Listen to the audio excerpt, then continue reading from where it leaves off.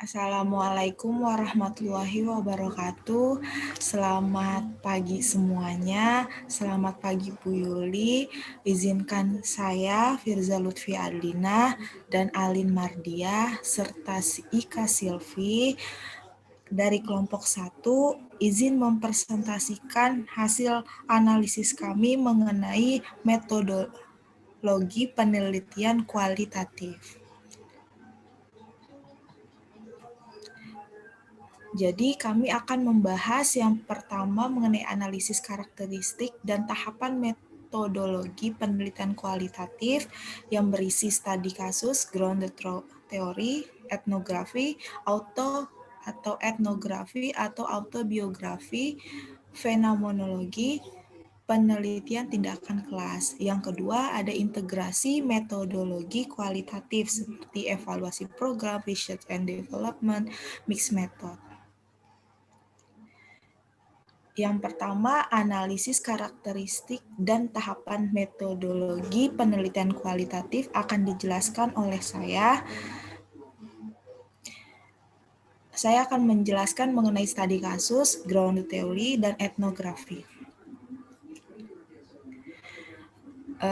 Case study atau studi kasus. Berikut adalah 3 guru besar dari case study. Yang pertama ada dari Merriam. Merriam dan Tisdale pada tahun 2015 mendefinisikan studi kasus sebagai deskripsi dan analisis mendalam dari bounded system. Yang kedua ada dari Robert Stake, peneliti dan mengeksplorasi secara mendalam suatu program dan acara, aktivitas, proses, atau satu atau lebih individu. Masalah yang dibatasi oleh waktu dan aktivitas, dan peneliti mengumpulkan informasi rinci menggunakan berbagai prosedur pengumpulan data selama periode waktu yang berkelanjutan. Lalu, case study menurut Robert Yearn. Ini yang paling sering didengar gitu dan digunakan, bahwa sebuah studi kasus penelitian bertujuan untuk menguji pertanyaan dan masalah penelitian yang tidak dapat dipisahkan antara fenomena dan konteks di mana fenomena tersebut terjadi. Robert Yearn juga bilang bahwa di case study ada kata case dan case study. Jadi kalau case itu kita hanya meneliti tentang apa, tapi kalau menurut Yearn case study itu bukan lagi meneliti tentang apa, tapi bagaimana dan kenapa itu bisa terjadi. Ini merupakan perkembangan case study. Jadi awalnya itu mengandung pada positivisme di mana case study banyak digunakan untuk natural science, lalu berkembang menjadi bukan lagi mempelajari apa yang saya bilang terhadap suatu objek, tapi mempelajari bagaimana dan kenapa, yang kemudian dinamakan post-positivism dan sampai berlanjut ke konstruktivism dan sampai sekarang. Nah, case study design ini menurut Yin ada single holistic design, single embedded design, multiple holistic design, multiple embedded design. Menurut Maria, itu ada melakukan tinjauan literatur, mengembangkan kerangka teoritis, mengidentifikasi masalah penelitian, menyusun dan mempertajam pertanyaan penelitian, serta memilih sampel yang biasanya di dalam case study sampelnya itu purposif karena berdasarkan fenomena yang terjadi. Sedangkan menurut Stake ada single case dan multiple case. Nah, di sini saya akan menjelaskan tentang Yin case study design. Jadi ada 4, di mana yang single itu partisipannya hanya satu subjek, terus mengatasi satu fenomena yang terjadi. Tapi kalau misalkan multiple case design, ada beberapa fenomena. Bisa jadi fenomena-fenomena yang serupa digambarkan seperti itu. Ya, misalkan meneliti tentang gunung meletus. Nah, di daerah A. Nah, Kalau untuk multiple itu masalah lain, tapi tentang gunung meletus tapi di daerah lain seperti itu. Lin. Nah, jenis case study menurut Steck ada dua, intrinsik dan instrumental. Studi kasus intrinsik dilakukan karena peneliti menginginkan pemahaman lebih baik pada kasus khusus yang diteliti. Kalau instrumental, studi kasus instrumental digunakan ketika kasus diteliti terutama untuk memberikan wawasan tentang masalah atau untuk koreksi atas penelitian sebelumnya. Kalau menurut Yin, ada 3 jenis case study. Yang pertama explanatory, yaitu di kasus explanatory lapangan dan pengumpulan datanya dilakukan sebelum adanya pertanyaan penelitian dan hipotesis. Terus kalau exploratory, studi kasus yang cocok digunakan dalam kasus kausal pada kasus yang kompleks dan multivariannya. Analisis dilakukan dengan teknik pencocokan pola. Yang terakhir deskriptif, yaitu studi kasus deskriptif merupakan bentuk deskripsi atau suatu kasus dan mengharuskan peneliti mulai dengan teori deskripsi. Karakteristik case study. Penjabarannya yang pertama penjabarannya deskriptif karena biasanya teknik pengumpulan datanya itu berdasarkan wawancara seperti wawancara secara mendalam kayak gitu. Terus yang kedua fokus penelitiannya terbatas karena tadi dari pengertiannya merupakan bonded system. Nah, jadi tadi ketika kita seperti fenomena gunung meletus menjelaskan tentang bagaimana, tentang kenapa, tapi ada batasannya, jadi tidak luas seperti itu. Penggabungan datanya objektif dan subjektif, terus berorientasi pada proses, yaitu mengeksplorasi dan mendeskripsikan proses. Langkah-langkah case tadi, yang pertama pemilihan tema, pembacaan literatur, pengumpulan datanya tadi seperti wawancara, terus analisis data. Nah, analisis data nanti ada perbaikan dan penyempurnaan data serta menulis laporan. Nah, ini kelemahan dan kelebihan case study saya dapat dari buku Research Method in Education. Kelebihannya hanya lebih mudah dipahami.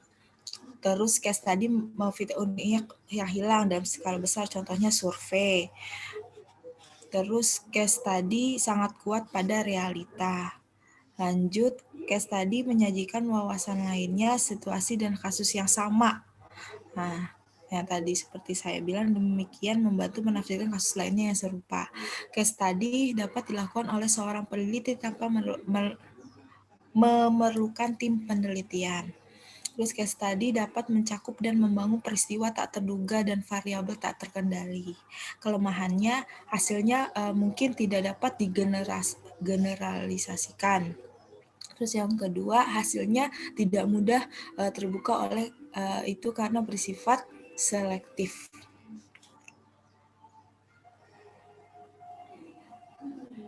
Nah, ini adalah contoh dari artikel case study. Di sini menggunakan metode case study di mana persepsi siswa terhadap kimia komputasi dideskripsikan atau dijabarkan oleh peneliti, seperti bagaimana penggunaan modul yang telah dirancang untuk diterapkan pada pembelajaran. Yang kedua adalah grounded theory. Sebuah metode penelitian grounded theory, dua guru besarnya ialah Glasser dan Strauss. Nah, Glasser dan Strauss menyebutkan bahwa grounded theory itu sebuah metode penelitian membangun teori tentang isu-isu penting dalam kehidupan masyarakat. Atau pengertian lain, suatu metode penelitian yang mendasarkan diri kepada fakta dan menggunakan analisis perbandingan bertujuan untuk mengadakan generalisasi empiris, menetapkan konsep-konsep, membuktikan teori di mana pengumpulan data dan analisis analisis data berjalan pada waktu yang bersamaan. Itu menurut Nazi. Lanjut. Nah, ciri-ciri grounded theory itu penggunaan datanya sebagai sumber teori. Jadi data yang kita dapat sebagai sumber teori. Menonjolkan peranan data dalam penelitian. Jadi biasanya grounded theory itu fokus utamanya terhadap data-data yang peneliti ambil pada saat penelitian. Terus pengumpulan data dan analisa dilakukan dengan waktu yang bersamaan. Ya, pada saat itu juga saat peneliti melakukan observasi data dan langsung menganalisa. Terus yang keempat, perumusan hipotesa berdasarkan kategori. Nah, langkah-langkah grounded theory. Yang pertama, merumuskan masalah. Berarti dibangun dari data yang didapatkan dari lapangan, seperti itu. Yang kedua, melakukan penjaringan data, yaitu mengamati bagaimana perilaku atau fenomena atau hubungan sebab akibat dari yang diteliti. Analisis data di dalam grounded theory dibagi menjadi 3, yaitu open coding, axial coding, sama selective coding. Nanti akan dijelaskan di slide berikutnya. Yang keempat, itu penyusunan teori. Penyusunan teori merupakan analisa hubungan dari variabel yang telah dijaring datanya dan hubungannya keterkaitan. Jadi biasanya grounded theory itu ketika kita mengamati satu hal, lalu kita mencari teori-teori yang berkaitan atau yang serupa dengan hal yang kita amati. Validasi teori. Validasi teori itu seperti kita memberikan pertanyaan ke partisipan lainnya. Nah, untuk menguji apakah benar teori yang didapat.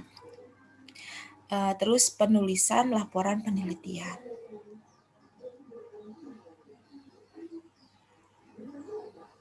Analisis data yang tadi saya bilang ada open coding, axial coding.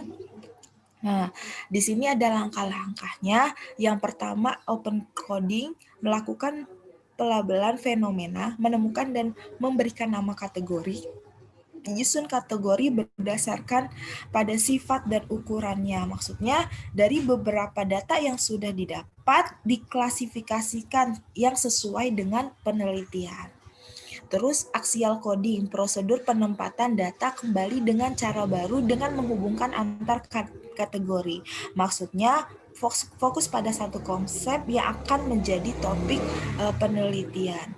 Selective coding ada langkah-langkahnya, mengulang kembali susunan data ke dalam kelompok pikiran, mengidentifikasi data dengan menuliskan inti dari data yang ada. Yang ketiga, menyimpulkan dan memberikan kode pada kategori inti. Biasanya kalau grounded theory mengamati peneliti di waktu yang subjeknya sama objek penelitiannya sama. Nah tapi di waktu yang berbeda itu bisa menjadi perbedaan pada grounded theory gitu.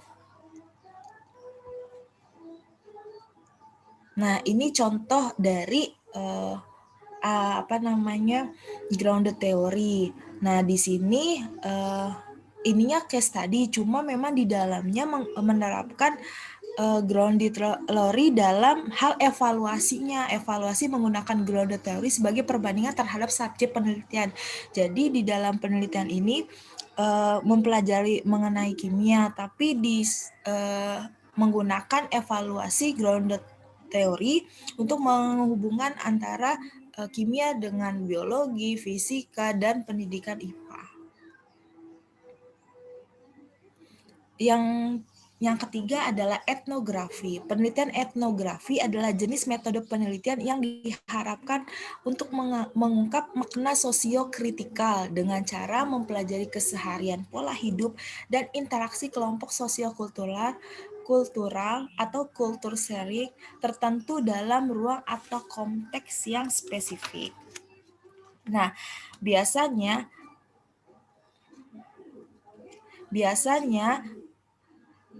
etnografi itu hal yang diteliti itu seperti pola perilaku, sistem keyakinan, bahasa, dan nilai kultural. Nah, jenis penelitian etnografi menurut Creswell, yang pertama etnografi realis. Peneliti etnografis realis memperoleh data menurut sudut pandang orang ketiga. Peran orang ketiga sangat signifikan karena memberikan pandangan yang objektif. Yang kedua, etnografi kritis. Peneliti ikut menyuarakan atau mengadvokasi suara kelompok sosiokultural yang diteliti. Nah, ini merupakan langkah-langkahnya etnografi menurut Spradley. Yang pertama, pemilihan ide etnografi. Yang kedua, pengajuan pertanyaan. Nah, karena peneliti terjun langsung untuk mengajukan pertanyaan, jadi pengajuan pertanyaan ini dianggap penting. Yang ketiga, pengumpulan data. Pengumpulan data, observasi partisipan melibatkan peneliti karena merupakan subjek dan objek, seperti itu. Data, perekaman data. Iya, kenapa harus direkam? Karena biasanya etnografi itu wawancaranya itu lumayan banyak pertanyaan, jadi perlu adanya rekaman data. Terlebih masalah-masalah yang disajikan dalam etnografi merupakan masalah-masalah yang berhubungan dengan sosiokultural, seperti itu. Terus yang ketiga, analisis data, baru penulisan laporan penelitian. Nah, ini merupakan contoh dari artikel etnografi. Saya menggunakan artikelnya Rahma Esi, Parituan, dan Bu Yuli. Penelitian kualitatif yaitu etnografi. Teknik pengumpulan datanya observasi kelas, wawancara mendalam, dan reflektif jurnal siswa. Perilaku yang diamati adalah membangun model mental berdasarkan pemahaman dan pengalaman siswa. Jadi perilaku yang diamati yaitu membangun untuk model mental tersebut yang dipengaruhi oleh lingkungan sekitar siswa serta karakteristik siswa, yaitu ada sopan santun, empati, komunikasi, dan menganggap guru selalu benar.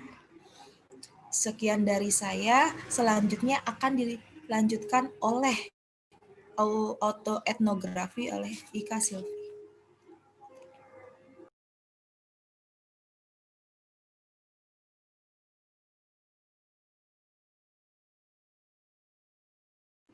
Di unmute dulu, Neng. Baik, terima kasih Saudari Firza. Saya, Silvi, akan menjelaskan 3 item di metode penelitian kualitatif ini. Yang pertama itu autoetnografi, ada fenomenologi, kemudian terakhir adalah penelitian tindakan kelas. Yang pertama itu adalah autoetnografi. Terbagi atas 3 hal. Yang pertama adalah auto, itu dari diri sendiri, etno itu adalah budaya, dan grafi adalah metode menulis. Jadi kalau misalnya kita rangkum, autoetnografi itu sendiri adalah suatu metode penelitian meneliti manusia, tetapi fokusnya adalah pada diri kita sendiri. Next, yuk.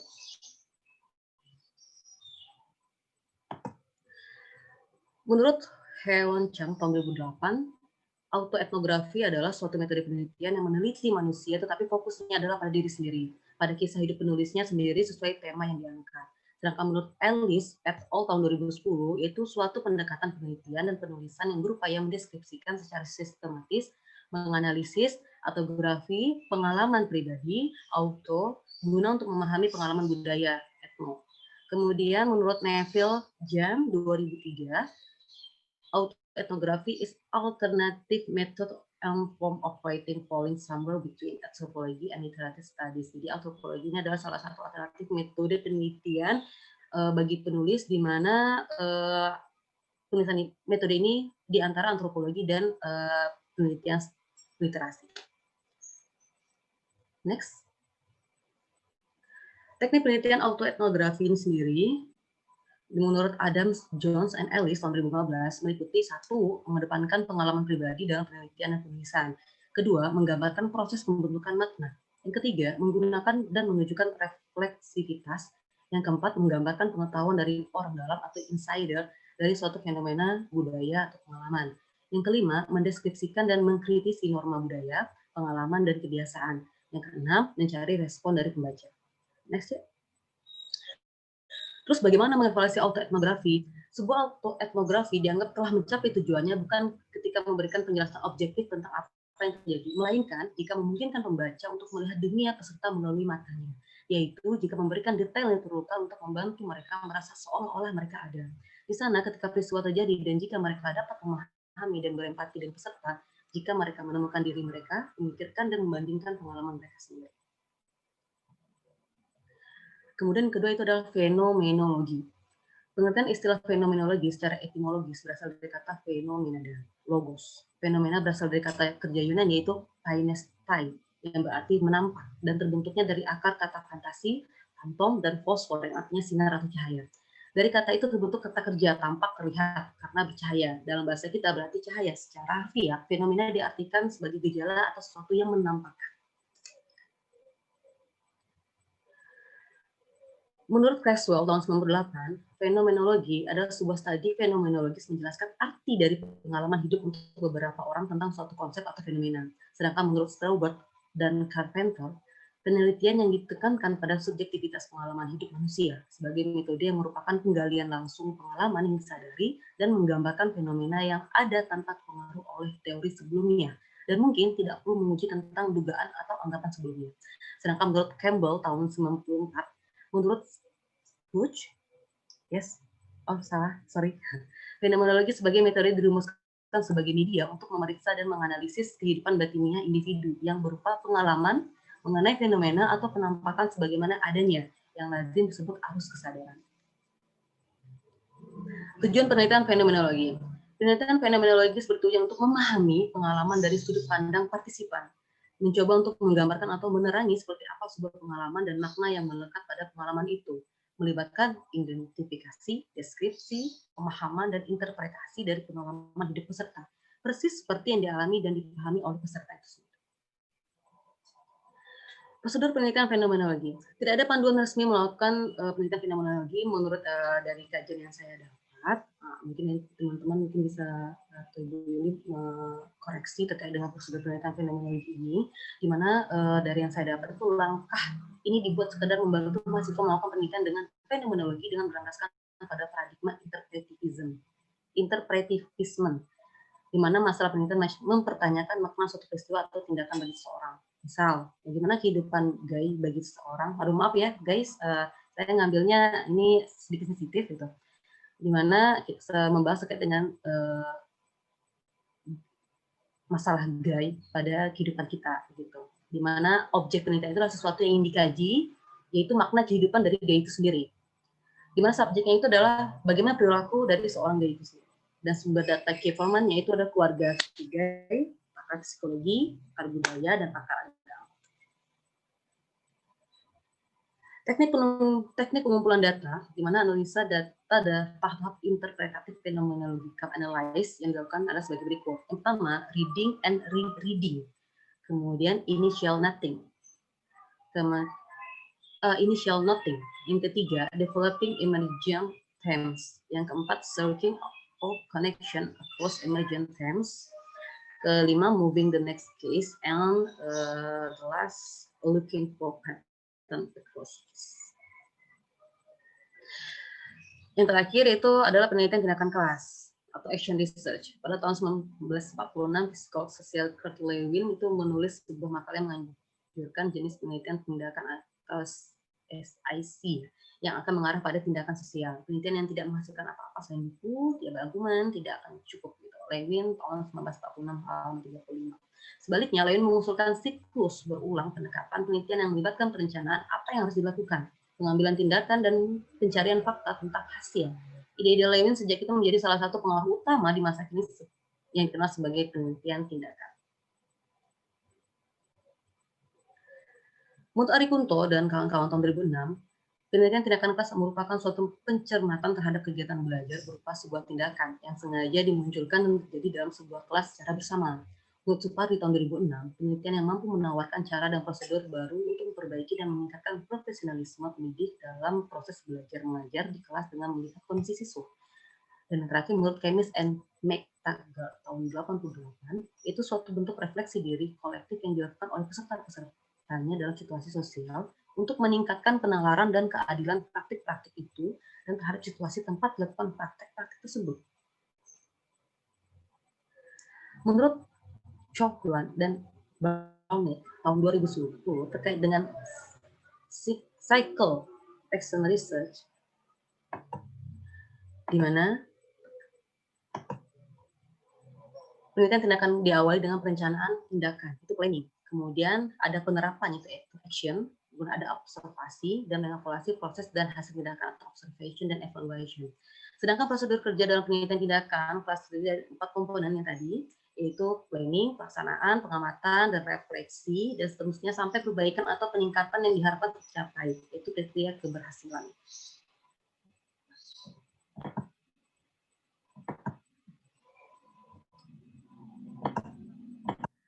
Karakteristik dari dan prinsip penelitian tindakan itu ada 3.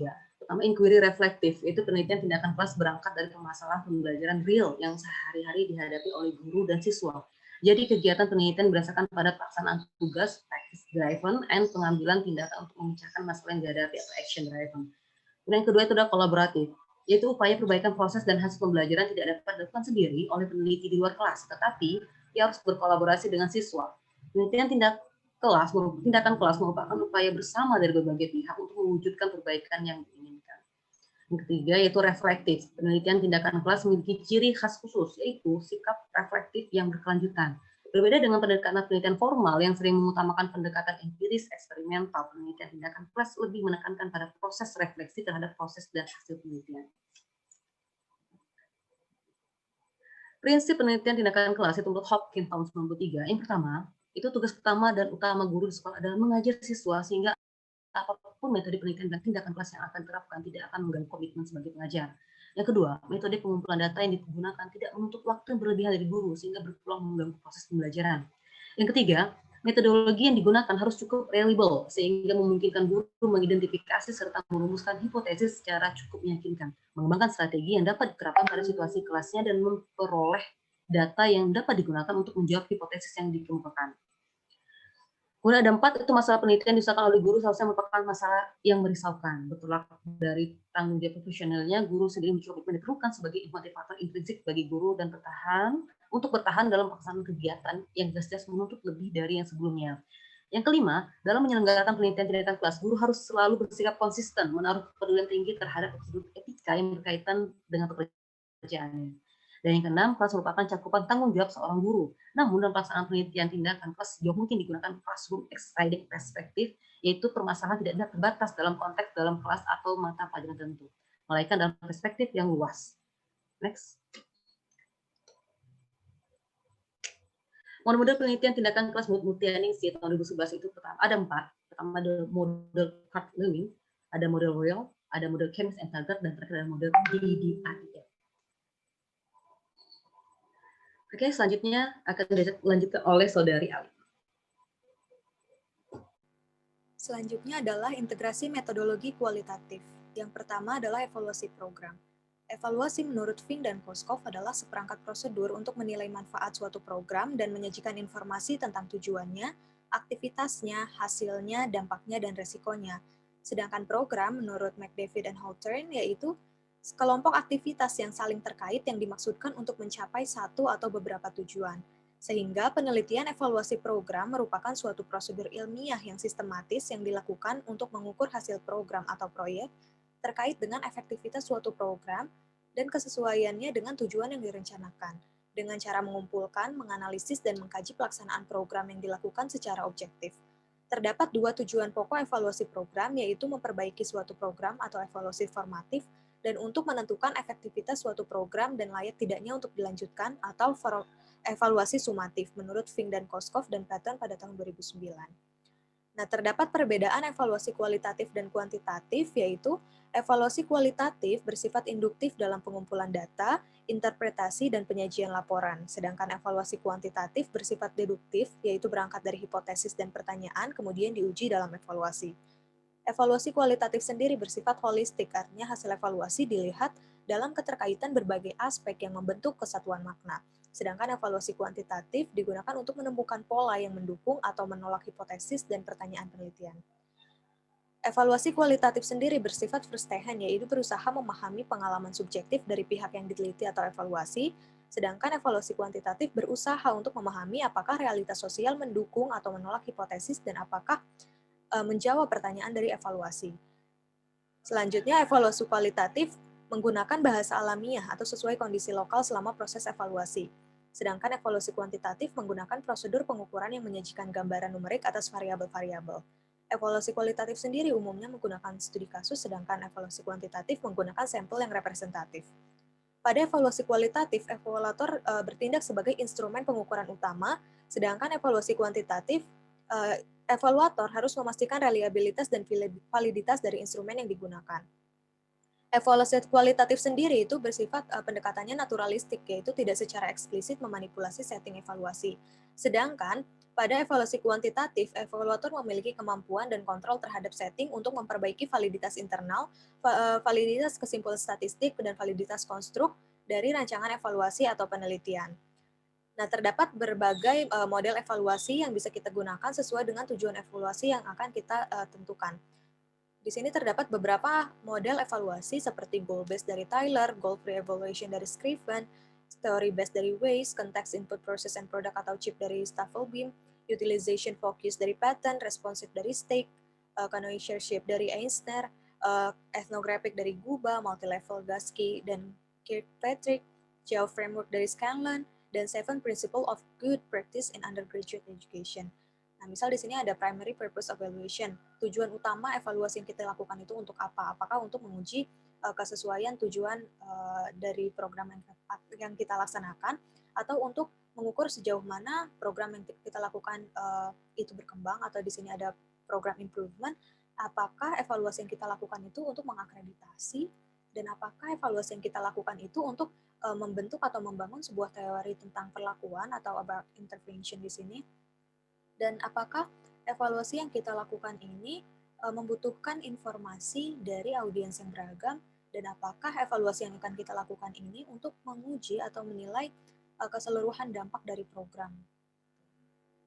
Nah, selanjutnya tahap evaluasi program dengan pendekatan kualitatif. Yang pertama adalah menentukan fokus evaluasinya sendiri, selanjutnya menentukan unit analisis, menentukan faktor pendukung seperti aksesibilitas terhadap program, menentukan cara pengumpulan data, menentukan cara analisis data, menampilkan data dalam bentuk narasi karena kita mengintegrasikan pendekatan kualitatif di dalamnya, dan kesimpulan dalam bentuk deskripsi. Nah, integrasi pendekatan kualitatif yang kedua adalah Research and Development atau R&D. Menurut Borg and Gall pada tahun 98, R&D ini merupakan metode yang digunakan untuk memvalidasi dan mengembangkan produk. Nah, produk di sini tidak hanya berbentuk benda, tetapi juga bisa non-benda seperti metode pengajaran dan program. Nah, menurut Ritchie and Kalin pada tahun 2010, Design and Developmental Research adalah kajian yang sistematik tentang bagaimana merancang produk, mengembangkan, dan mengevaluasi kinerja produk tersebut. Sehingga Sugiono dalam bukunya pada tahun 2019 menyimpulkan bahwa metode penelitian dan pengembangan atau research and development ini merupakan cara ilmiah untuk meneliti, memproduksi, dan menguji validitas produk yang telah dihasilkan. Terdapat 4 level atau tingkatan penelitian dan pengembangan. Yang pertama adalah level yang paling rendah, yaitu meneliti tanpa membuat dan menguji produk. Artinya peneliti di sini hanya meneliti produk yang sudah ada. Sedangkan pada level kedua, peneliti di sini tidak meneliti, tetapi hanya menguji produk yang telah ada. Nah, pada level ketiga, peneliti di sini meneliti dan juga mengembangkan produk dari produk yang sudah ada. Sedangkan yang keempat, ini level yang paling tinggi, peneliti sendiri meneliti dan menciptakan produk yang belum ada sebelumnya atau produk baru. Nah, selanjutnya tahapan penelitian R&D menurut Borg and Gall pada tahun 98. Yang pertama adalah research and information collecting, artinya di sini ada analisis kebutuhan terlebih dahulu. Selanjutnya planning atau perencanaan berdasarkan hasil dari analisis kebutuhan. Selanjutnya develop primary form of product, di sini pengembangan tahap awal. Selanjutnya preliminary field testing, di sini adalah tes terhadap produk yang dihasilkan dari tahap awal ini. Selanjutnya hasil dari tes awal ini menghasilkan beberapa revisi yang akan kita perbaiki dalam main product revision.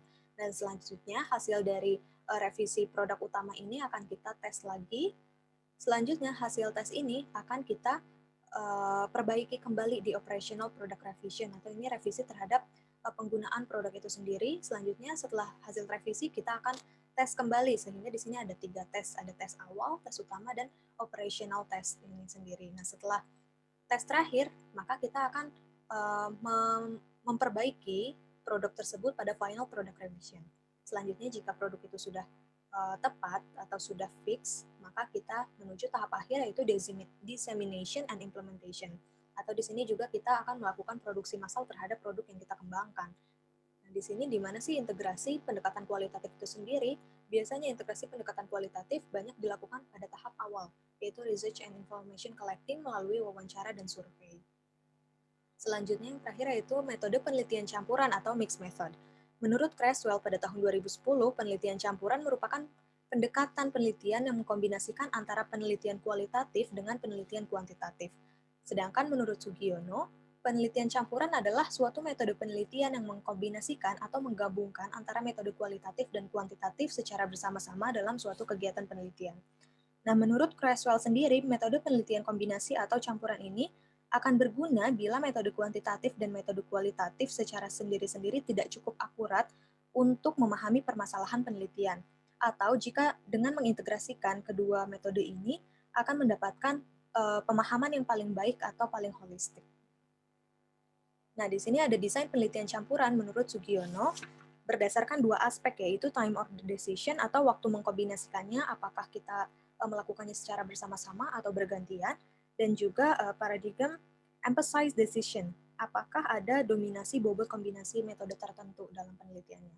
Nah, di sini menurut Sugiono terdapat 2 jenis atau 2 desain model, yaitu concurrent dan sequential. Sequential sendiri artinya kombinasi berurutan, dan model concurrent artinya kombinasi campuran.